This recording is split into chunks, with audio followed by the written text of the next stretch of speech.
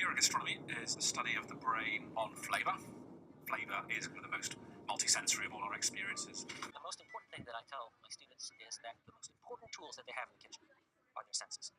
My brain will guess that if I see something red, it's probably going to be sweet, and it's something green, more likely to be sour. Tastes and flavours also have shapes attached.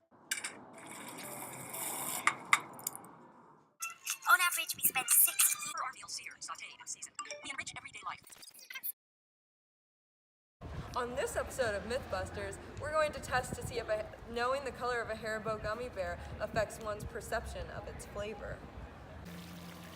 The main focus of this statistical query is whether our eyes tend to deceive us. Is green apple really green apple, or is it the food coloring that's doing the trick?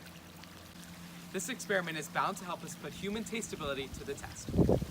To conduct the random assignment for this experiment, we used a random number generator and numbered all 60 subjects, 0, 1 to 60, and used the random number generator to collect the first 30 numbers, which corresponded to 30 people in the experiment. There were no repeats used.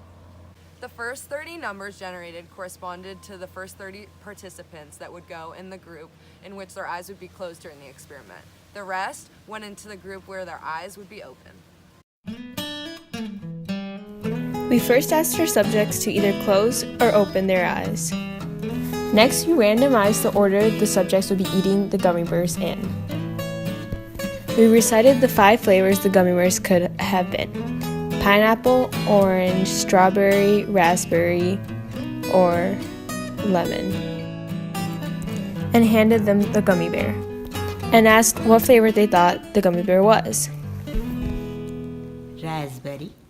For the state portion of our significance test, we first had to find our null and alternative hypothesis. And so to do so, we used our null hypothesis as there wasn't a difference between the two population means. The one population mean those that complete the experiment with our eyes open, and the other with our eyes closed. And then our alternative hypothesis was that there is a difference between the true population means of these two populations. If the conditions are satisfied, we will perform a 2-sample t-test for a difference between true means. And so there are 3 conditions that we have to satisfy in order to complete this test. The first being random.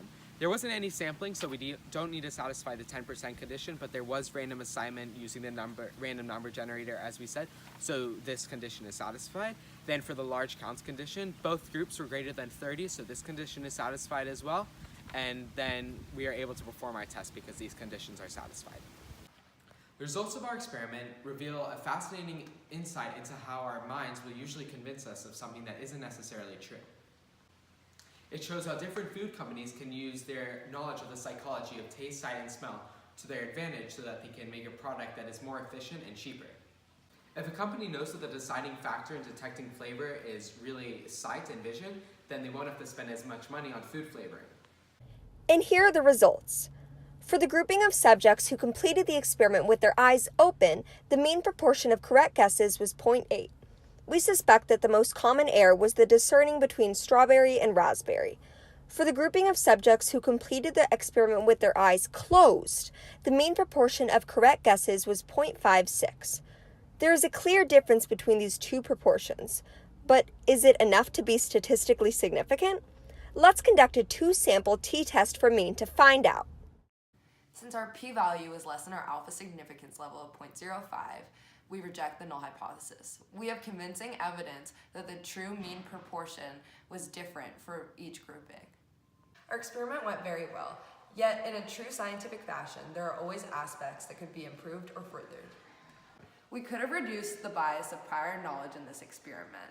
Many of our subjects may have had prior knowledge of the taste-to-color relationship from prior consumption of Haribo gummy bears. We could have furthered this experiment by using a lesser-known gummy bear brand. Are you berry hungry? Do 2 have what it takes To separate taste from color. I want gummy in my tummy. Thank you so much for watching Mythbusters Stats Edition.